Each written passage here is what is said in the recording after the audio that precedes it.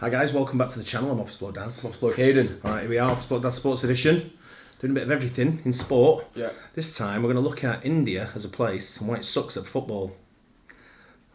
Is he actually going to give us a reason for that? Yeah, there's no real reason, is there? No, it's just one of them countries. It's just not a massive footballing country, is it? It's a massive cricket nation, I know that. Very good at cricket. But a lot of the finance and effort they put into cricket. Yeah. And they're huge cricket fans, the Indians.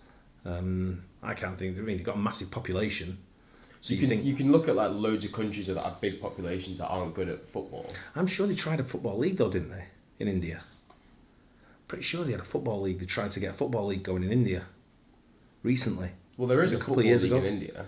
Yeah, they tried to boost it a few years ago though by Like getting signing players and stuff. Yeah, I think they put a bit of money It's into Indian it. Super League, isn't it? Yeah. Is that what it's called?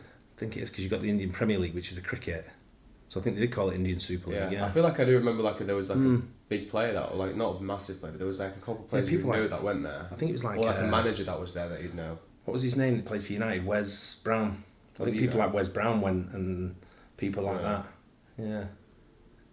I'll have to have a look. Anyway, this is a video. Why India sucks at football. Let's see.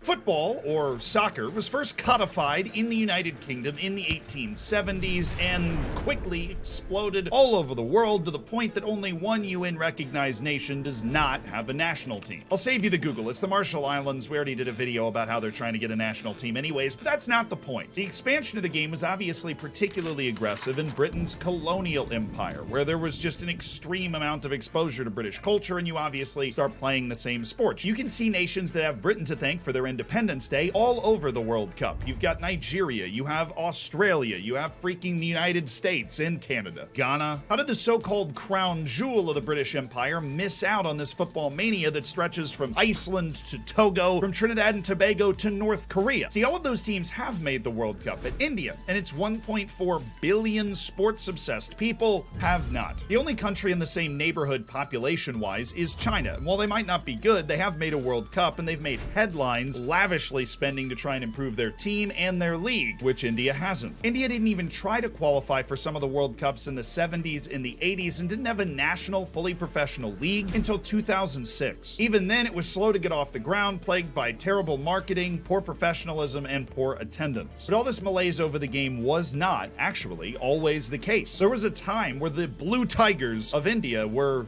front and center on the international stage. India was actually a very early adopter of the sport. By the 1890s, British regimental teams were playing against local Indian clubs and a whole plethora of different regional cups and competitions. The level of competition in these cups was actually so good and intense that one of the players received a trial at Arsenal after India's team toured Europe for the first time. It was the goalkeeper, Jyotish Chandra Guha, who was India's first European-based player. The first match after independence was in 1948 at the Olympics, which of course were held in Britain. But India sent a swashbuckling, famously barefoot side and only lost 2-1 to France in the opening round. That was actually the start of what is India's golden generation. Now, you might be thinking I'm referencing the 1950 World Cup qualification, but I'm not. They actually qualified for that by default. India then did not attend the World Cup, and this was widely speculated as urban legend because FIFA made it a rule that you had to wear shoes in order to play, and India was still at this time playing mostly barefoot. But the captain at the time, Silene Mana, insisted this wasn't the case, and it is now widely accepted they really just didn't want to pay the travel costs associated with getting from India to Brazil, and they considered the Olympics more important. The team responded to the potential frustration by winning the inaugural Asian Games, beating Iran in the final while not wearing shoes. Iran was wearing shoes. Thus crowning... That's what I'm saying, so they're wearing like boots, like that's probably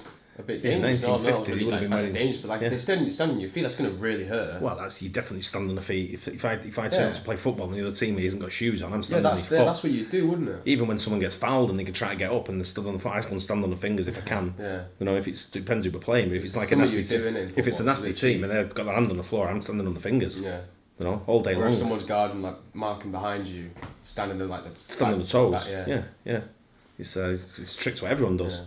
India as the first Asian powerhouse in the world's game. After an embarrassment at the 1952 Olympics where it lost to Yugoslavia 10-1, India was able to adapt to the fact that it had to wear shoes at the 1956 Olympics by doing the absolutely unthinkable. It made the semifinals. India then lost to Yugoslavia a much more respectable 4-1 and lost the bronze medal match to Bulgaria, but a semi-final run at the Olympics is absolutely nothing to sneeze at. They then rounded out this golden era with a second Asian Games title in 1962. But a year later, the talismanic coach, Saeed Abdul Rahim, who had led the national team to all of this success, passed away, and India never qualified for another Olympic Games again. And remember, the Olympics were a senior tournament, like full senior national teams until 1992, and after Saeed Abdul Rahim's death, the team also never made it to the final of the Asian Games again, which was also a full senior tournament until 2002. And this decline into the 60s, 70s, and 80s highlighted India's inability to adapt to the changing game. You could see that with them refusing to wear shoes until they were absolutely mandated, then taking a little while to get used to them before they were able to win a little bit more, and then everybody was gone. It's also evident that in spite of the fact that India has some of the oldest club competitions in the world, the Durand Cup started in 1888. It is still contested every year. That's the oldest competition in all of Asia, in the 5th oldest competition in the world. But in spite of that, India didn't create a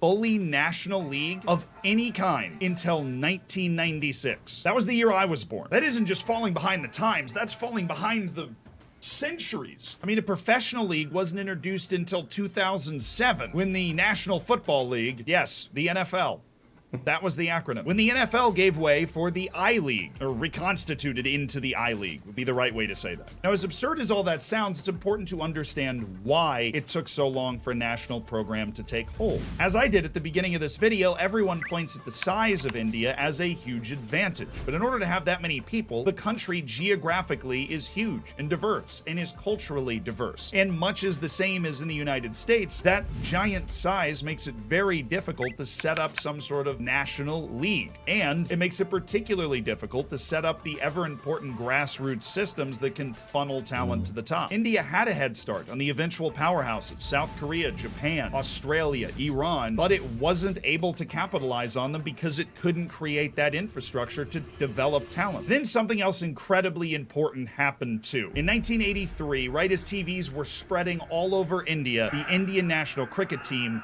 won the Cricket World Cup. This took cricket to the top of the sporting charts, to the top of all national interest, and left waning football interest out to dry. But crucially, that's not true everywhere. Hey you, subscribe to the channel today. More hot content like this. India is like 20 countries in one country. That's what Manolo Marquez, a coach who won the Indian Super League with Hyderabad last year, actually, told The Athletic. He continued, in some states, it's the number one. In another state, it doesn't exist. And in another... They're very passionate about football, though, Indians. When you go on like social media, on Twitter, football Twitter, and all that kind of stuff, they come across as they know what they're talking about. They understand the game fully. But obviously, they, like he said there, he alluded to sort of what he was saying was the grassroots setup.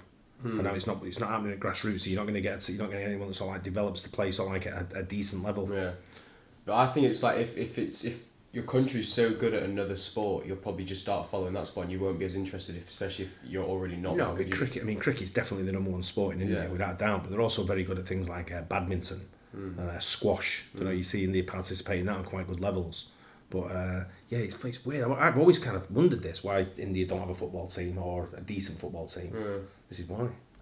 Another state, it is just beginning. For example, the state of Goa in India, its official sport is football or soccer. But that's just one state, and it's a pretty small one at that. And while I dumped on the professionalization process in India as being troubled, it has brought a level of respectability back to the India national team. India has qualified for 3 of the 4 most recent Asian Cups, including the one in 2023 later this summer. Before that, it had qualified for 2, ever. And the competition started in 1956, and they qualified automatically in 1964 because everybody else opted out. But at the most recent Asian Cup, for the first time since 1964, India won a game. game. It shocked Thailand 4-1. Sunil Chhetri scored a freaking brace in that game. The superstar forward for India, who, by the way, is actually third in the all-time scoring charts of active players. I was going to say, I'm pretty sure, like, international goal scorer, he's number one. Well, he's not like, I read that he was number one for their country, but it doesn't say. It's not there. Ali Dye, number 2. I remember him having a load. But when you look at some of them names, never even heard of them. Yeah, I know. Zambia. Alu Mapkut.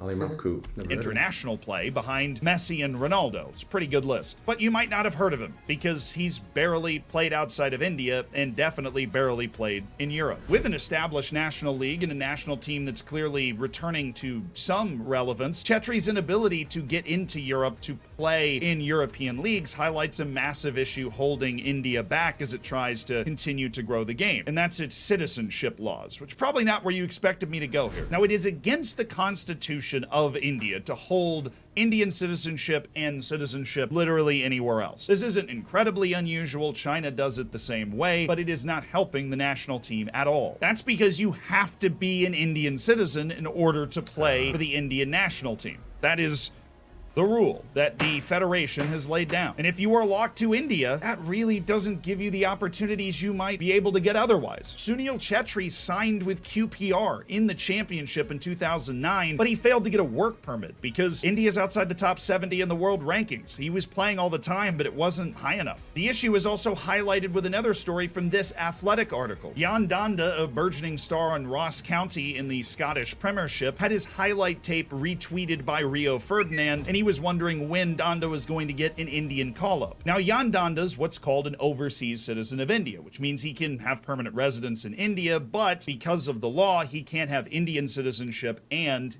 British citizenship at the same time. There is a way to get around this, though. You can just make overseas citizens of India eligible to play for the national team, but the Federation just hasn't done that. And for players like Danda, it'd be a great opportunity. He would walk into the Indian national team, he could play in Asian Cups, and they have a better shot at the World Cup because with the expanded format, Asia gets 8 teams in. But for Danda, there's little professional incentive to giving up his British passport for an Indian one because it would harm his livelihood. Giving up my British passport means I can't play professionally in the UK and some European clubs due to India's FIFA ranking. He did say permitting OCI cards, the Overseas Citizen of India cards, similar to other countries, will allow me to represent the Indian football team as a dual national. I hope this can happen soon. It's worth mentioning that the whole idea that your whole national team has to just be citizens of your country and can't have any international flavor at all has been conclusively disproven by Morocco. Morocco just made the World Cup semi-final with a team that had the majority of its players born outside of Morocco. But you want to go watch all the celebrations and parades in Morocco and tell me that that team didn't have a tremendous effect on the joy and the passion for the game of every single person in that country. I mean, they put Morocco on the center of the world stage and they've changed perceptions of the Moroccan national team forever. And some of them weren't born in Morocco, and that's freaking fine because they got on that field and they sang the anthem and they pulled on the shirt with the flag on it and they represented those people in the streets that were celebrating their success. But even without that diaspora to help bring passion to the game, the passion is growing a lot in India anyways. According to FIFA, Indian fans made up the second largest contingent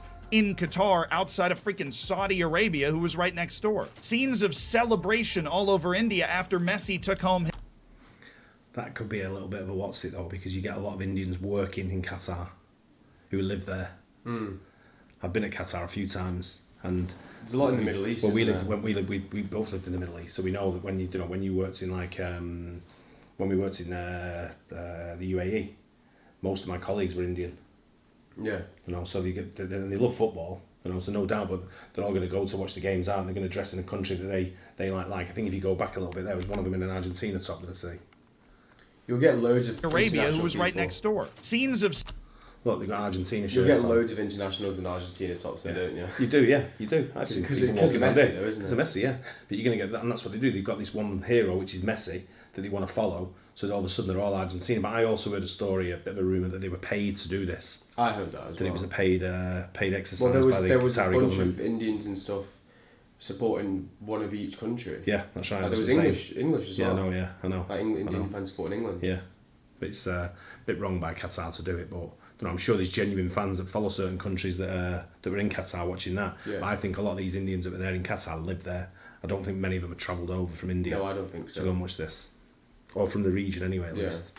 Celebration all over India after Messi took home his first defining World Cup made their rounds all over social media. And it had some wondering what that passion could look like if it was funneled into a more domestic sphere. Maybe in the future, if India qualifies, an Indian player might get such treatment instead. So then all that's left is for the AIFF, the All India Football Federation, to come up with a good plan for grassroots infrastructure development. That is the only thing missing for India right now. They're drawing solid crowds, they have good TV interest, and they have a successful, sustainable professional league at the top. The TV interest is nowhere near the Premier League's level, but we'll get to that in a second. And there's also a small problem. The AIFF is actually so poorly run that it recently got India suspended by FIFA for a couple of days. The specifics of which would require their own video, but definitely are not a sign of an entirely healthy federation environment. But as the AIFF tries to get it turned around to get that grassroots development going, there is one very important key they need to focus on, at least according to one of their former national team coaches. Stephen Constantine said it's not about the population, it's about coach education. If you don't have decent coaches, you won't have decent players. Just look at Iceland, honestly. He even references Iceland. So there are people involved around the Indian Federation and the national team that have the right concept of how to develop this grassroots game. And with the